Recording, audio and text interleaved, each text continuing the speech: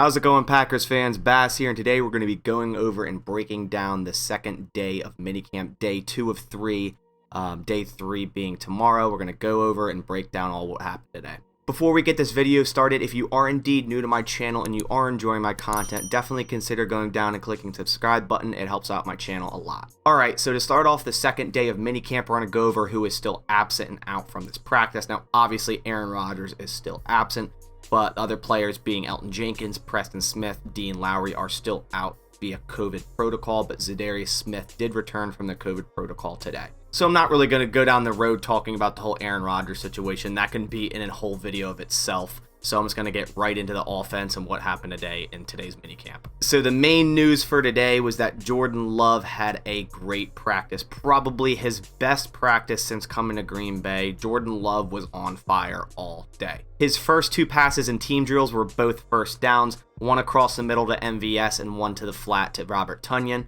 Then he hit A.J. Dillon on a really nice wheel route for 30 yards, splitting Chris Barnes and Adrian Amos. It's really nice to see A.J. Dillon start to get some pass reps.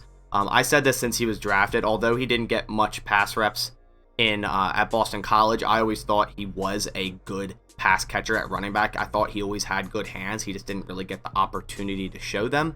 And it's starting to come out that, they're using him in the pass game, which is great to see. Aaron Jones is obviously exceptional in the pass game, so to add someone like A.J. Dillon who's more of that bruiser type back and use him in the pass game, say in screens or anything, will just be adding a lot to this offense. Now going back to Jordan Love, after that play, he pulled an Aaron Rodgers, drawing Kingsley Keke off sides, getting a free play and hit Allen Lazard over the middle on a deep post in between starting safety Adrian Amos and Darnell Savage, a really nice pass. Then after that, he hit another wheel route, but this time to the other running back, Aaron Jones, who obviously we've seen him catch some amazing wheel routes before. This time he was covered by linebacker Ty Summers, and it was really, really good coverage, but Jordan Love just put a perfect pass to only where Aaron Jones could catch it. After the catch and after the pass, coaches started to fan off Jordan Love, basically saying he was on fire. Also, during team drills, Jordan Love hit Juwann Winfree on a corner route after the coverage broke down. More on Juwann Winfree later. He had a really nice day. So overall, during team sessions, Jordan Love finished 12 for 15. A lot of them were deep completions, deep balls. They weren't all short passes, dump offs, and all that like in previous practices.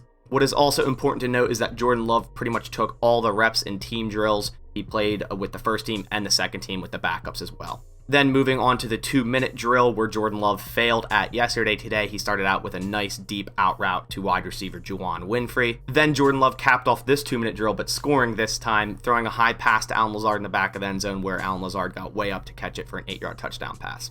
Love finished the 2-minute drill 7 of 10 for 70 yards, and of course that touchdown. Quarterback Kurt Benkert also had a really nice practice today. 2 really nice throws, one to Jace Sternberger, one to wide receiver Malik Taylor to start team drills. Then during Kurt's 2-minute drill, he hit the man of the hour, Juwann Winfree, on a 50-yard touchdown. So Juwann Winfree was balling all day. A little bit more on Juwann Winfree if you didn't know. He's a 6'1" wide receiver. He was drafted in the 6th round of the 2019 NFL Draft of the Denver Broncos, later released, and now the Packers had him on the practice squad from last year and obviously during practices now.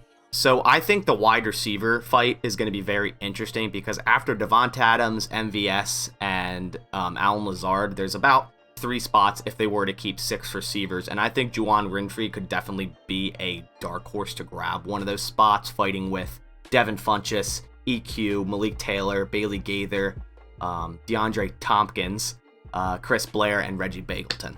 So if Juwann actually does keep this up and this wasn't just a fluke practice, I could definitely see him snagging one of those spots. Kurt Benkert finished his 2-minute drill 4 of 5 for 70 yards, and then of course the touchdown to Winfree. Wide receiver Devin Funchess did drop out of practice a couple times, but it looked to just be a simple leg cramp. Also in practice today, they were practicing wide receiver jet sweeps with wide receivers and running backs.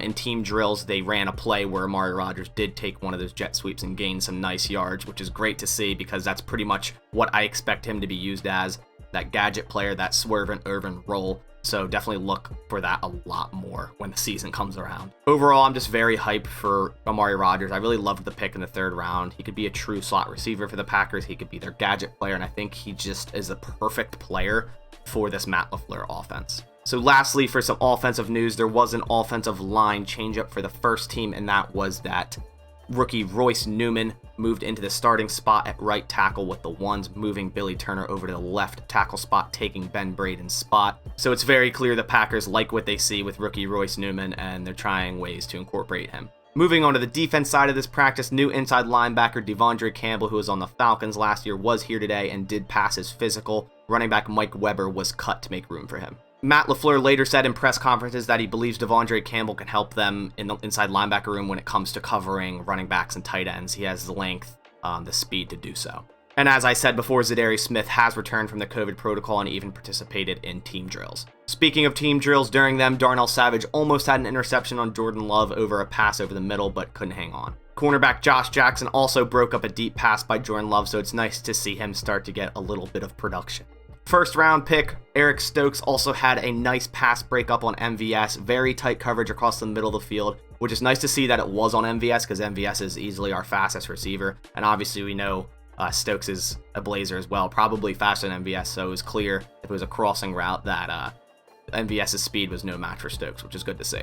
Best corner in the NFL, Jaire Alexander, also had another pass breakup in the back of the end zone, a throw to MVS. He's been breaking up pretty much everything that's been thrown his way, on par with what he did last year. And I saw a couple comments in yesterday's video saying he looks a lot stronger, and I have to agree. I didn't really notice it at first, but once I read the comments and looked back, he does look like he's been hitting the gym a little bit harder, so I'm really excited to see what he does this year and gets even better. So after today's practice, Jordan Love did indeed hold a press conference, and a couple questions were asked, and one of which was on how he's approaching this offseason, and quote-unquote Jordan Love said, "My mindset this whole offseason has been to get ready, get myself ready. That's been my mindset since I got here. Whether Aaron was here or not, I've got to get myself ready to play." Jordan Love then said he's working on taking charge of the offense, communicating and being a better leader, says it's a focus of his, and I mentioned that in one of the first 2 OTA days, that he just looked like he had more focus. He looked like he was kind of taking that leadership and kind of just being more poised overall. A lot of reporters were asking Jordan Love Aaron Rodgers related questions, but I think it's a little silly. Let him have his time, answer or ask him questions about him. Jordan Love then went on to say, all he can do is focus on getting better each day and control what I can control. He added, I don't listen to any of the outside noise and I just try to stay true to myself. Overall, he's just trying to keep a level head and improve as a player on his own. Jordan Love was then asked if he was ready to be QB1 come week 1, and he said 100% he would be ready for that if that came to it. Now, hopefully that doesn't come to it and Aaron Rodgers and the Packers figure this out, and Aaron Rodgers is our quarterback come week 1, but it's nice to hear Jordan Love does have that confidence. He answered all these questions really well, and he seemed like a very poised individual, a confident guy, so it was really nice to see him answer these questions and pretty much, put his ability on the line, pretty much say, hey, I'm ready for this role. They drafted me to play quarterback. I'm here to play quarterback, which is exactly what he should say in that situation. But at the end of the day, we hope he kind of doesn't play quarterback this year, at least, so we can get Aaron Rodgers back, the reigning MVP, and go chase another Super Bowl. And that's no discredit to Jordan Love. We don't know what we have in him. We don't know what's going to happen when he comes into a real game, into preseason, or even week 1, or whatever it is, how he will play.